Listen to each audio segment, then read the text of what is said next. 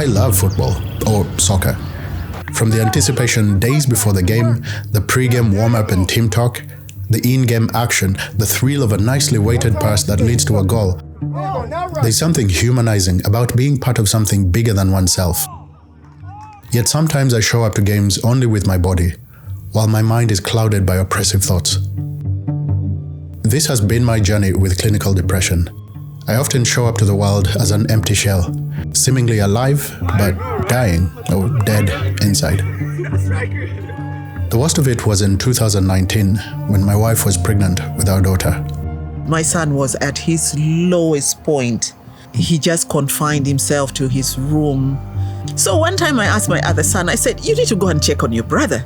And he said, Mom, we thought it was bad, but this is bad.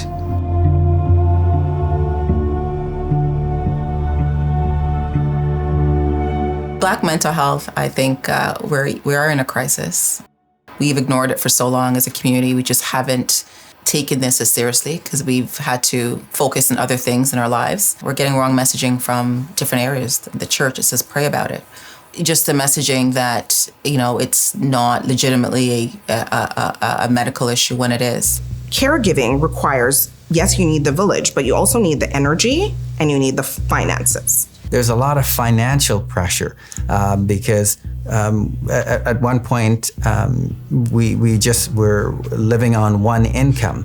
We're thinking about the future. Do we need to remortgage our house? And all of these kinds of things weigh on you. And we know in many cases where caregivers are so tired, so fatigued from just the everyday stresses, the everyday responsibilities that they can't afford to take that time.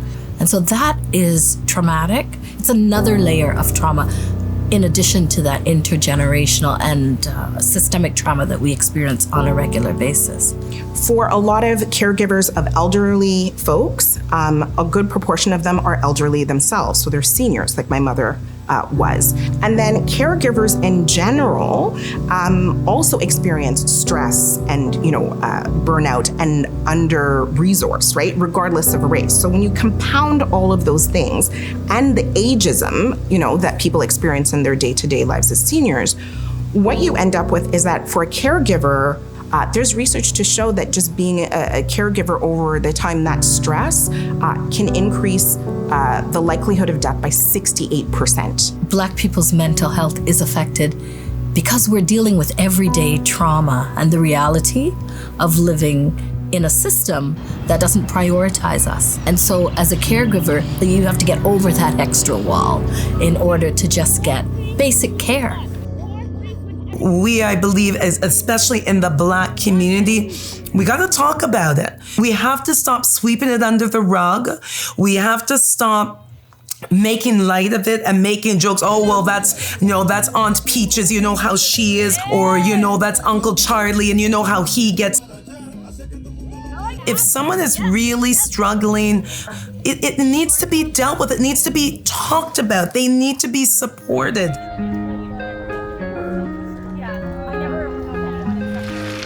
As people of African descent, one of our traditional foundational beliefs is Ubuntu.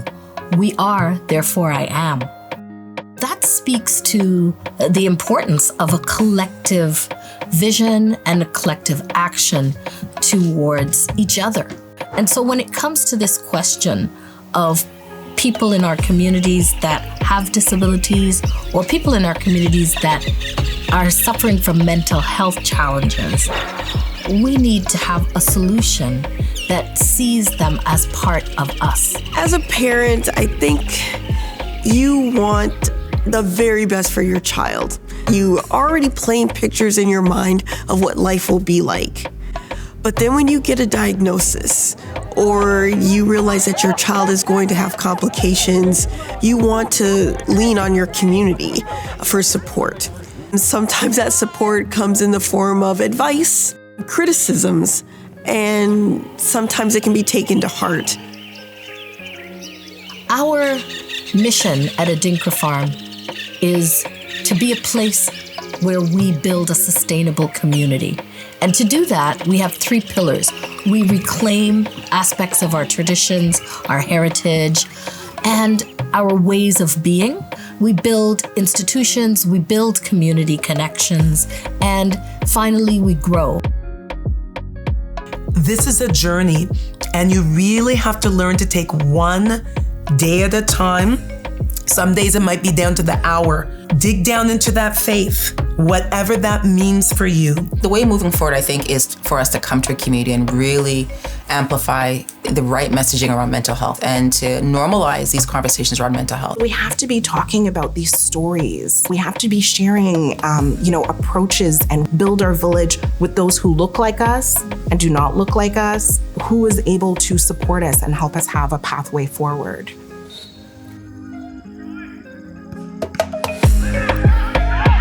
The best soccer teams in the world depend on a simple principle for their success.